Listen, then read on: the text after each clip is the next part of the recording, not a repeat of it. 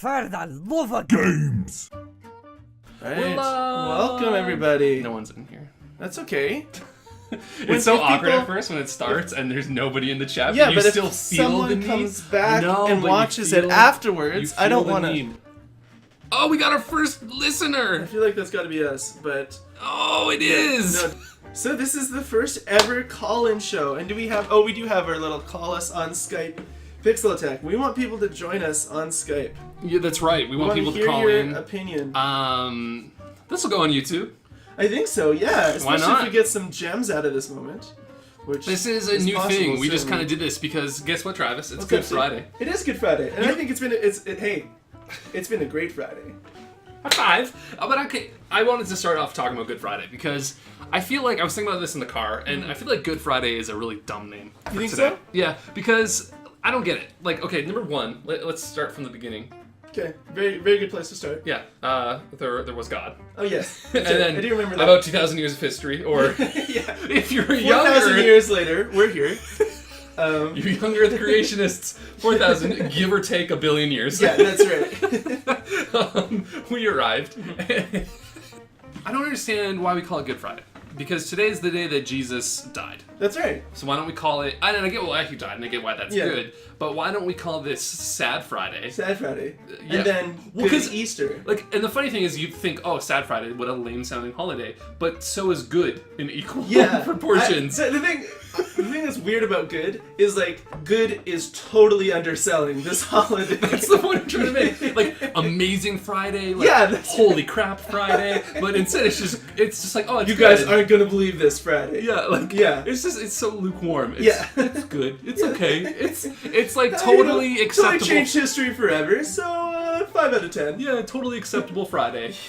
Hey, listen, this is a call-in show. That's right. We're gonna be talking about Amiibo because I think they suck. And I think they're a miracle. but you know what? More than that, we're here to talk about whatever you want to talk about. That's so right. if you want This to is all jump about on, the people. We are all about the people. dude, here if on you Pixel want to Attack. talk to two strangers on the internet who will ask you your age, sex, and location, you can do so. Just let us know. This is the and place to do it. We'll make that happen for But you can see our face, so there is no element of surprise to it. So Yes. You can tell that we're both like yeah. scruffy 20-something-year-olds, but I can do a really convincing 14-year-old. You think so? Sure. When I feel like you've shave, had a lot of anytime practice. I shave, I'm like, there you go.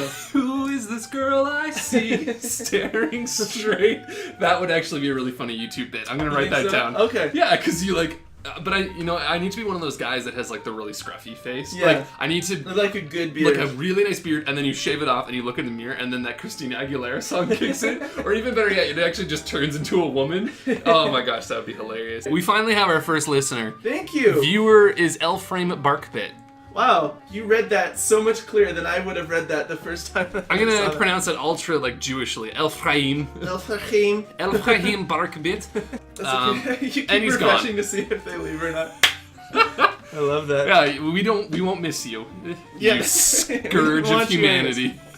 That's great. That's okay. We're not doing this for the people. We're doing this for ourselves. And Jesus. And Jesus. 'Cause And it's Good Friday. It's a Good Friday. This one's dedicated to you, big guy. So, Steve, I want you to tell me about your week and specifically what it's like being unemployed and loving it. I mean, it's okay. Okay. I don't know. It's not the best. Yeah. I've been Pajamas very busy. every day. Every Huh? day. What's that? Everyday pajamas. Every day? Every day. Every day. Yeah. Every day you're getting your pajama on. No, well, actually, this is, I think, the first time. Because I put on... So you dressed up specifically for me. Thanks, man. Well, okay, it's because I always put on pants when I take Brittany to work at 7 in the morning. Because Very my noble of biggest you. fear is to get into a True. car accident. This is my That's fear, true. is to get into a car accident and have to get out of my car wearing pajamas. You Ginch. Well, because like a year ago, I got into a car accident after I dropped Brittany off from work. And I was like, I'm so glad. Around the time I had been like risking wearing pajamas to drive her to work, and Yeah. that day I didn't, and I was like, wow, like thank God. All 'Cause the difference in the Nothing would be world. more embarrassing. Interesting. I was already upset that I like hadn't showered or anything, because you're there for such a long period, and like I just was like this greasy dude. It was like 6 in the morning, and I'm just like, ugh. Sounds about right.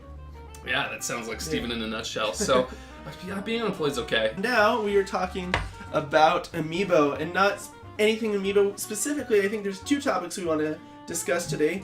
A, the great Amiibo shortage of 2015, which was yesterday, that caused a big ol' hullabaloo at GameSpot.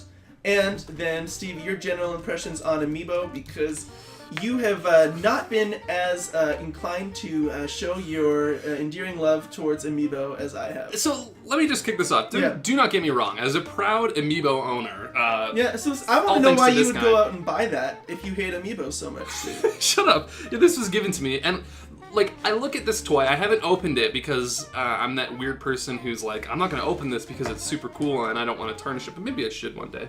Anyway, like, as a singular product in a vacuum, I think Amiibo are super cool. Like, they're well crafted, they look interesting. What I don't get, and what I almost vehemently oppose. Yes, we're getting that sense on Twitter. If you followed me on Twitter yesterday, I was quite angry. Spewing some filth. Is like the whole consumerism, like fanboyism that's surrounding Amiibo right now. So if you're totally unfamiliar, maybe you're out of the loop on this, that's 100% okay. A GameStop, sorry, or EB Games, depending on where you are, has an exclusive Amiibo figure that yesterday they began taking pre-orders for.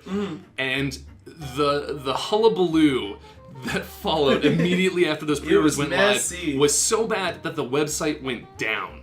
Like, people crashed GameSpot. And we have one of the GameStop. Yeah, we have one of the guys that write for us that went in store, and it was the real life equivalent of a website crash in store. It was messy. Now, to be fair, as someone who's worked at an EB Games / GameStop, whatever, I can say that is not an operation that is built for magnitude by any means. It is like 3 16 to 20-year-old men usually working in there. There's no way that they are equipped to handle that type of onrush, so I'm not surprised that they brought the website down, but I'm surprised that people are just so, I don't know, zealous. Yeah. Tell me, why? Okay, so first, I think, again, and this is the biggest thing for me, and this is probably the reason why I'm still such a Nintendo diehard fan all these years later, is it's the nostalgia factor, right? Is these are the characters that you grew up with, and, you know, they've had, like, plush dolls and kind of stuff like that, but they always kind of felt like these weird third-party, or just like this thing that Nintendo's done to make a cheap buck, stuff like that. But now, I think the Amiibo are really starting to feel like, hey, this is, especially with the success of Skylanders and Disney Infinity, this is a Nintendo-endorsed product that they put the amount of love that would go into a Nintendo video game into it. And, yeah, it's cool to see, I think, a physical representation of these characters that, you know, you've spent your life with and you've got a lot of childhood memories of. And if I'm gonna have something on my shelf, and I think a lot of people, you know, are like they have more and more. I think they're having these the physical representations, right? Whether it's, you know, the vinyl figures, stuff like that, right? Of the things that they love. And I think, you know, when you've got a Nintendo endorsed product that is that has the quality that it does, I think a lot of people are interested in that. So to me, that's one of the big reasons, is the physical representation of that. And yeah, I like the fact that there's in-game bonuses as well. And I also think there's this the same reason why when you play Pokemon, there's this sense that I have to capture all 151, and, you know, as the games go on, right? It's this completionist sense, and I'm certain that's a part of it, especially with this series, right? That's why they said this is the Smash Bros. Series, not here's a bunch of Amiibo figures, some of them have to do with Smash Bros. Do you know what I mean? It's a series, and I know Austin, one of our writers, that's the compulsion for him, is I need to collect this series now, right? I need to finish off this series. Okay, I guess I can understand that a little bit. I mean, to me it's like Beanie Babies all over again. Totally. Or Crazy Bones, or Pogs, or all of these things where, and it's odd to see it happen again because... And with people that are so much older now, right? Yes, and like Skylanders actually made a lot of sense to me, because Skylanders isn't just like, say what you will about the Amiibo functionality in game, it's tiny compared to what Skylanders offers. Yeah. Right? Like, you're getting so like, what do they have? You get little bonuses. Usually it's like a costume or something where you can play as that character in the game. You can save your character, like your Smash Bros characters, and then they are now coming out with the new like Amiibo Tap, which I think is interesting, but largely dumb. Yeah, I don't like that you're only getting a small demo of the game. I think if you're buying, a $12 figure, the least they could do is toss you a $3 game for free. So Zarina asked in the chat, how do you think it is worth buying the PS4 given that now we have a Crisis, or wait a little bit? I can definitely answer the PS4. So I own a PS4. Travis owns an Xbox One. Is it worth it owning a PS4? That really depends on a lot of factors. It depends, what you have right now. If you're someone who owns a PS3 or other consoles that have a plethora of games, if you're someone who owns a PC, I would definitely... What you doing? Oh, I just wanted to... You've got a bit of a delay, but that's okay. I can't fix it right away. Okay. So keep going. If you have any of those problems, or if you have other consoles, if you have other games you're playing, I don't know if the PS4 is worth it quite yet. So I bought my PS4 back in December, and I got a wicked deal, and it was great. And I played a bunch of games on it because it was this new and exciting thing. And probably about 2 weeks later, the PlayStation 4, until now, was pretty much a dedicated Netflix machine. That's like all we did on it was watch Netflix. There was nothing to play. And finally now Bloodborne has come out, and that is the new sort of killer app for the PlayStation 4 right now. That's like the must-have game. I could definitely see that starting to make the case, but Bloodborne's also a game that will only appeal to specific people. It's hugely popular, but it's not everyone's game. So I would say if you're worried about money, I don't think the PlayStation 4 is a must-have at this current time. Thank you. I don't think the PlayStation 4 is quite made its value worth it. I think it's getting there, but we'll have to see. Is PlayStation making it worth it to sink $400 into their system? If you have a PC, no. Yeah. If you have another console like an Xbox One already, no. If you have a Wii U, I think then the PS4 and the Xbox are duking it out, but there's certainly a lot of games. So if you don't game on PC, you only have a Wii U, then either an Xbox One or a PS4 are definitely competing for your attention, and I think it would probably be a worthwhile investment to get one of those guys. Yeah. Or a PC. And really it depends on you, how much money you have, how much you're willing to spend.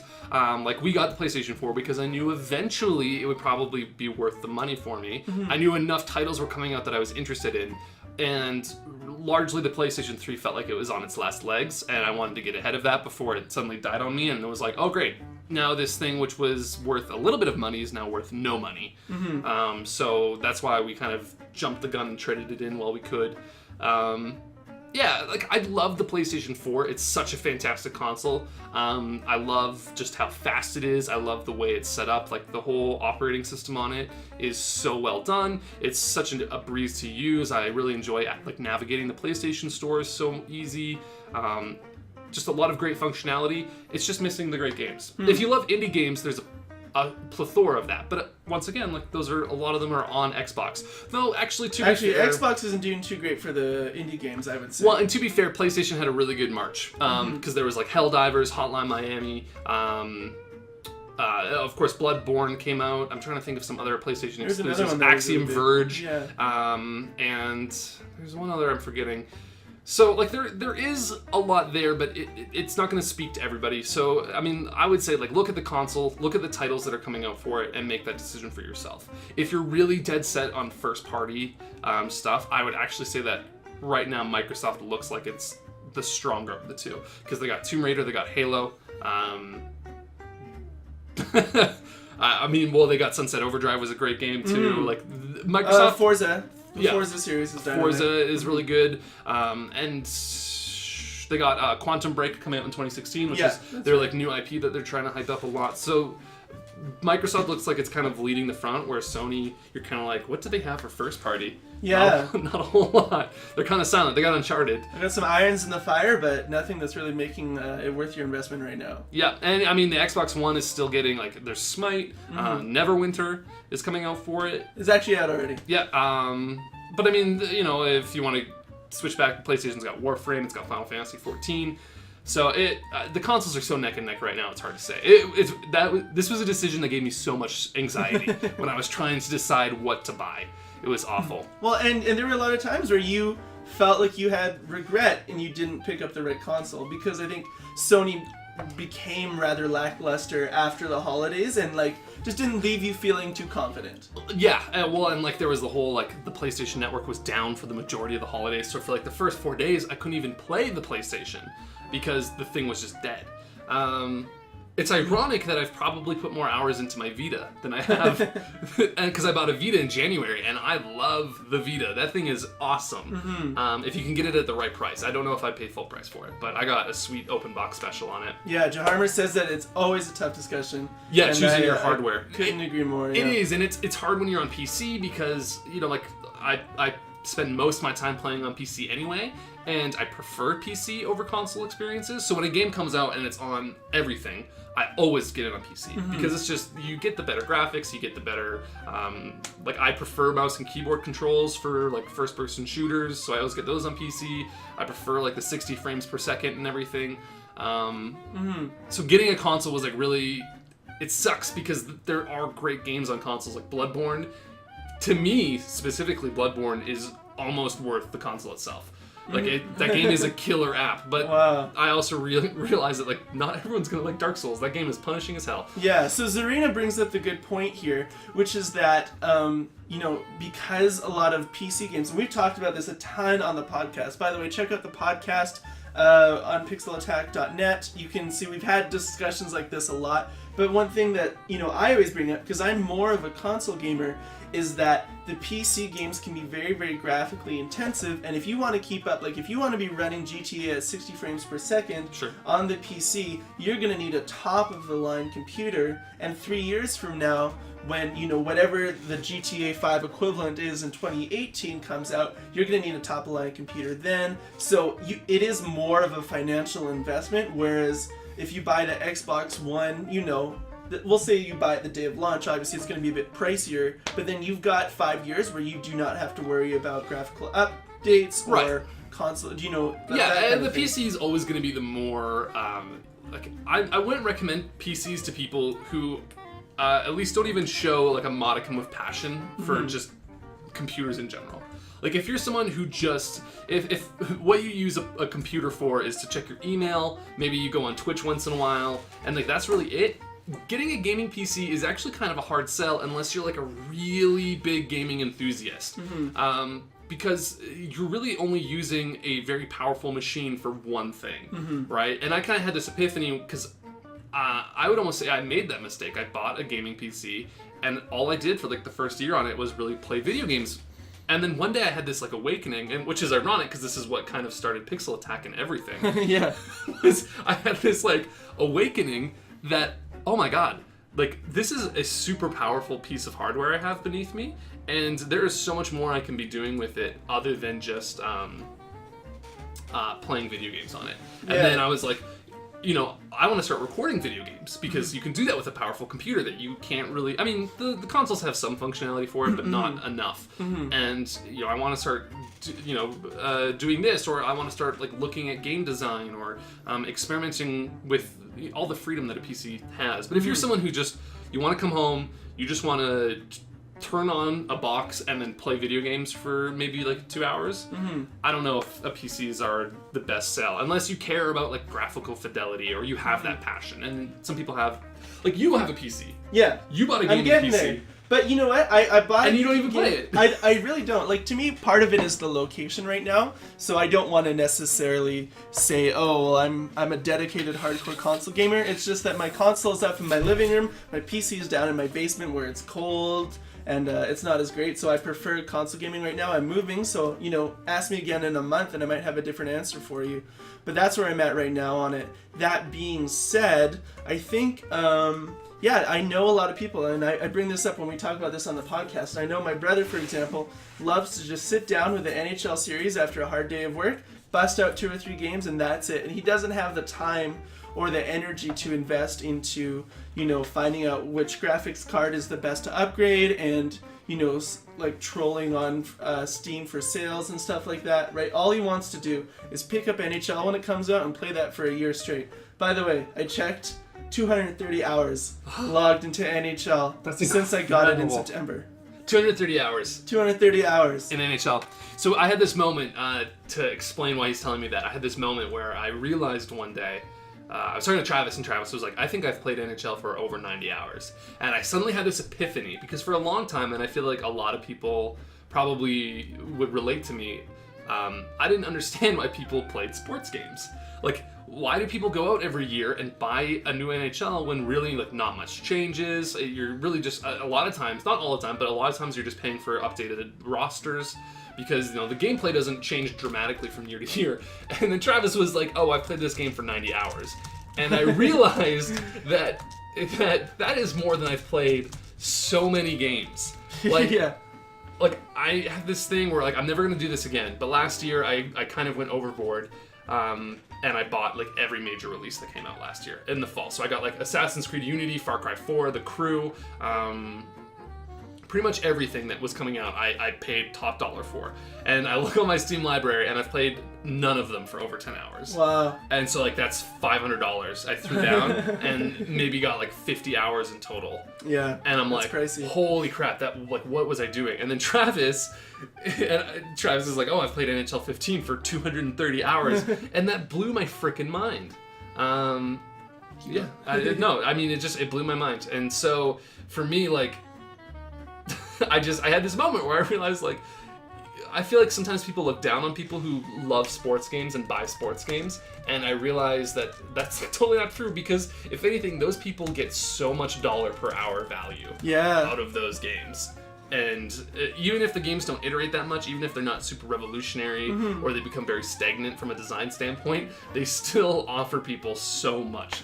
So Totally. Well, and I'm in the place where, like, you know, initially when I was looking at buying NHL 15, I was like, well, you know, it's basically the same thing every year. This is the first year on new hardware, so, I mean, I'll make the investment, but then I don't need to buy it again till NHL 16, NHL 17, because they're more or less going to be the same, with minor tweaks and improvements and roster changes and stuff like that. So are you going to buy 16? Because this is what I realized, is, man, if I pay $60 for a game, and I paid less for it because I pre-ordered it, but if I pay $60 for a game and get 200 hours out of it, like, there's no other game that is worth that investment to me that I'm gonna get more out of, so I may as well. So I think I am gonna get NHL 16, especially this year, like we were talking about before. They skimped out on some features in the 15 version, so there will be some new stuff in there that'll make it a lot of fun. Yeah, and hopefully they make up for that. Yeah, so Bloodborne came out last Tuesday for the PlayStation 4, and of course, being a huge Dark Souls fan, I took the time to sit down with it and play a pretty sizable amount of it. And I wrote an article about it praising the combat. So Bloodborne is, for those of you who aren't familiar, they're games that are almost difficult to describe, but they are essentially action RPGs, but the whole thing with all of these games, so Bloodborne, Dark Souls 2, and Demon's Souls, which are all, even though they have different titles, they're spiritual successors to one another. These games are all incredibly punishing. You will die a ton, and they're difficult, they're oppressive. You will have moments where you feel like the game is just being cruel because of what it's asking you to achieve, and somehow this game makes dying, which is historically viewed by game developers as this very negative thing, something that's really positive, because every time you die, what they're going for is that each time you die, you learn something new. So, like, when I'm fighting a boss and things are going okay, and then suddenly that boss opens up its mouth and shoots a laser beam out of it and just kills me in one hit, that's frustrating. But when I go back to fight that boss, I'm now aware of that move. And when I finally do succeed and I beat that boss, that feeling is so, like, that feeling of accomplishment is so strong. And it's a really effective game, but it's not for everyone because it demands so much of you. And so, look, I don't think, and I've said this before to you, like, don't play Bloodborne. I don't think this would be a game you would enjoy because, like, you are the type of person who, you like to play games for very enjoyable experiences. You're not averse to challenge, but to you, games are meant to be entertainment. That's right. And Bloodborne is almost not... It's entertaining, but it's entertaining in a different sense, where you will become frustrated. You will try a boss 20 times in a row, and then the moment when it finally clicks and you beat it, that's the moment where you're like, oh, I've done it, and you feel so good, and your, like, heart's pumping, and you're like, whew, and, like, I had to, like, get up and take a walk after one of the bosses, because I was like, it was such a clinch fight. I saw a video where a dude was fighting a boss, and just as the boss hit him, you can leave messages in the world. Okay. So the game is online all the time. Or it's supposed to be played online all the time. And there's no direct multiplayer, but you're aware that other players are kind of around you. And I'll explain that in a bit more. But one of the things you can do is you can leave messages for players. And they can rate them or like upvote or downvote them, basically. So you can say like, oh, here's a secret wall. Or beware of a tough enemy ahead. Try this to beat it. And if someone reads that and it helps them, then they're like, oh, thank you. Like, I'll rate that message positively. And when a message of yours has been rated positively, it restores your health. So this dude is fighting a boss. Yeah, so you want to, like, it's a really, like, unique system. So this dude was fighting a boss, and the boss had, like, this much health left. He had, like, that much health left. And the boss hit him for a killing blow, and his health was disappearing, and just before his health disappeared, someone rated his message, and he got full health and managed to finish the boss. But, like, this dude was dead. Like, it was perfect timing, and it was amazing. And the game is full of those types of clincher moments. If you're a very religious person, you might not like this game. I could see how you might be made uncomfortable by it, because, like, there are areas that you'll go into, and there are just rows of burning crosses with people, like, strapped to them. It's dark, but they do it so well. He does it with such perfection in his vision and such conviction that, like, me as a person, I'm not really put off by it, but I'm the type of person who doesn't get, like, shaken up. You know, like, there's people who are like, oh, you can't play Dungeons and Dragons, you're gonna manifest. Totally. My mom didn't let me play Pokemon at the start because of the psychic Pokemon. Right. So, like, someone like that would absolutely hate it. Me personally, like, that type of stuff rarely ever bothers me, and I find it just very compelling. So, like, if you own a PlayStation 4, this game is an absolute. Oh, the banning user button works fantastically. Excellent. Good to know. So thanks for tuning in, DJ Wonder. This was fun. We won't miss you. Happy Friday. Yeah, that's right. Hope you have a good Friday. On Good Friday. That was a shame. I was really looking forward to talking to him. Yeah, that's right. People got our back. See, people understand. Of course, talking about games is awesome. And Zarina is back with the Russian. I'm gonna Google how to say thank you in Russian. Spasiba. Spasiba. Zarina. Spasiba. We're probably butchering that so hard. Spasiba. No, that sounds right. There's the microphone. Спасибо. Spasiba. Spasiba. Travis. What's up, bud?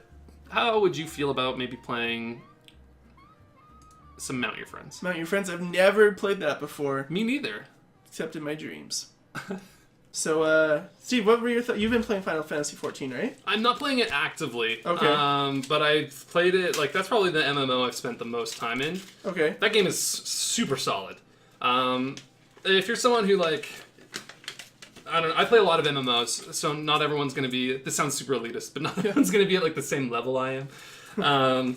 But, like, for me, like, if you're okay with a game that's kind of, like, similar to World of Warcraft in a lot of ways, like, I'm a little bit sick of that whole design philosophy. But Final Fantasy is easily the best of those types of MMOs, where it's a very, like, World of Warcraft style. But they do some really interesting additions that are pretty amazing, and I really love Final Fantasy XIV. I will go back to it when the new expansion pack comes out. But I kind of know, I'm kind of at this moment where I think I might be moving on from MMOs.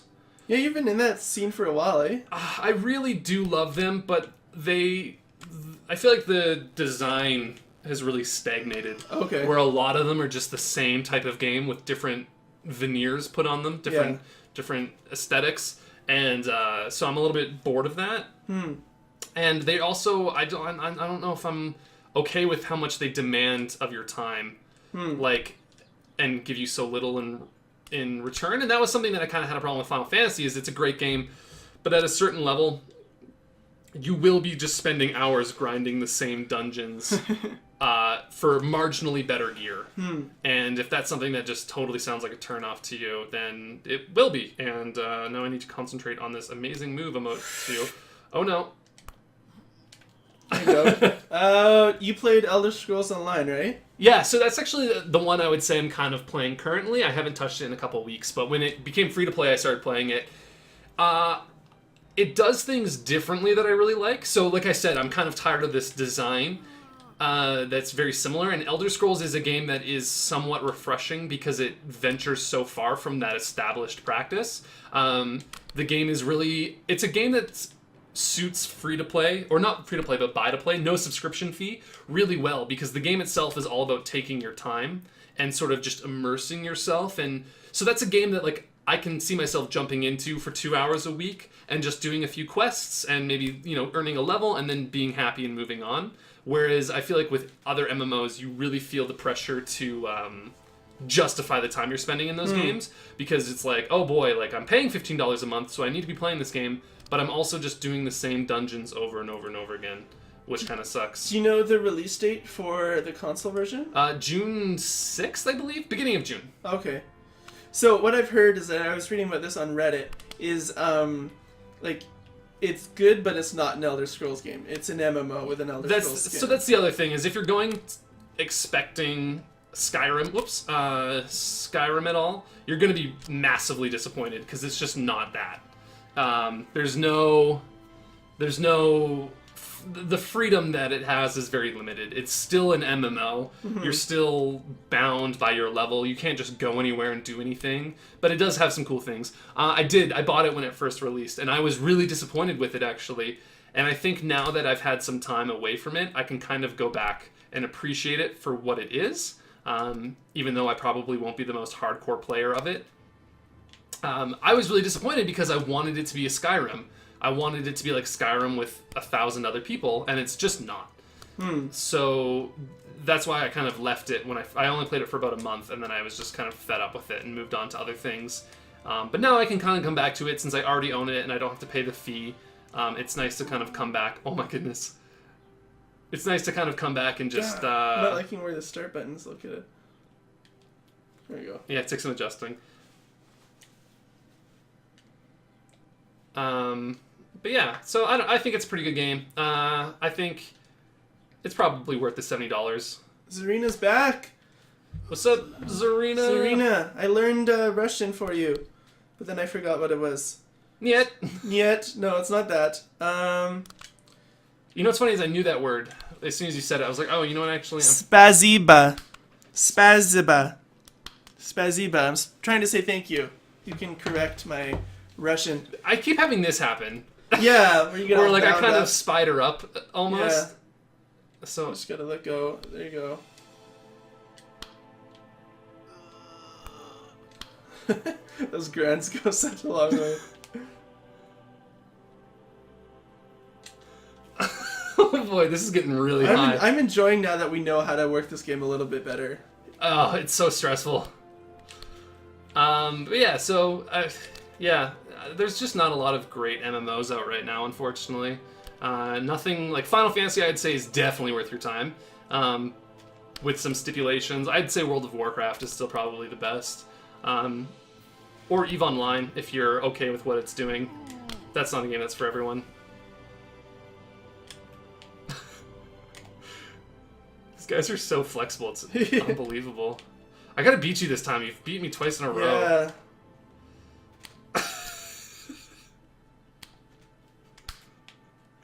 Oh boy, I think you got it, yeah. Damn. Oh boy. No! Oh, I don't think I'm gonna make it though. No! Oh, you're so close.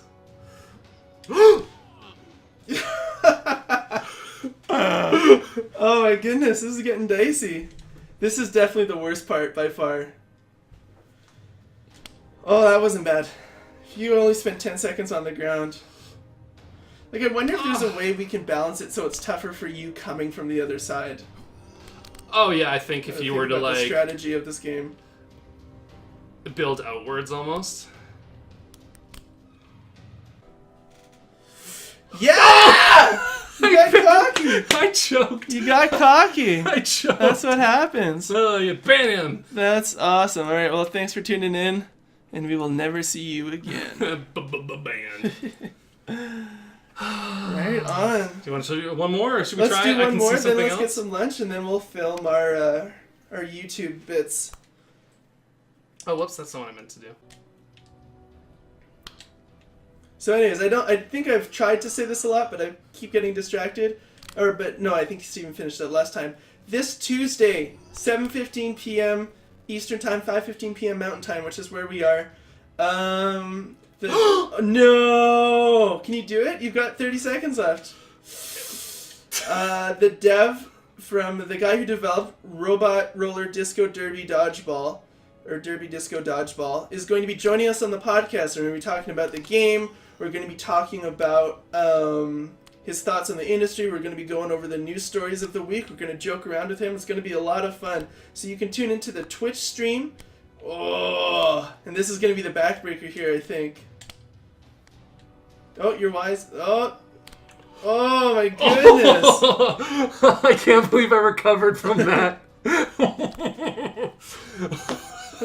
I'm like, actually, my adrenaline. Oh, I didn't even care about positioning myself. I just wanted to get out of my turn.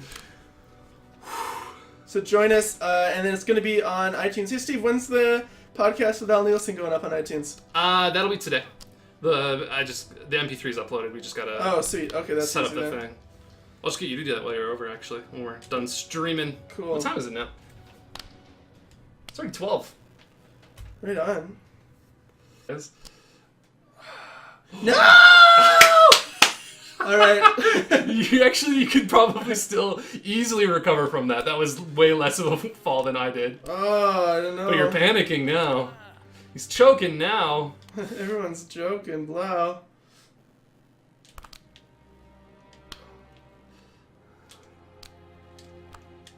Get out of here, why?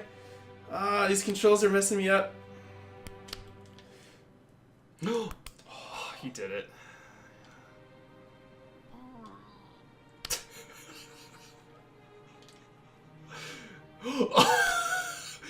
Oh my gosh! No! Come on! I got too cocky. I was trying to strategize. I can't believe it. That is criminal. Incredible. Oh my goodness. Incredible. All right, do you want to go get some lunch and then we'll work on some other stuff? One more for just one more. Just all for the science. all the marbles. Okay. I know I said I wasn't going to do this, but now it's for all the marbles. Literally minutes ago. This game is too fun. I actually just don't want it to end. Yeah, this is hilarious. I'm having a good time. Oh, I have to rethink my strategy.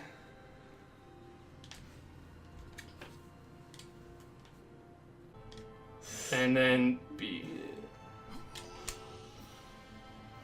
Oh, 5 seconds. No! Oh, it's over! It's over!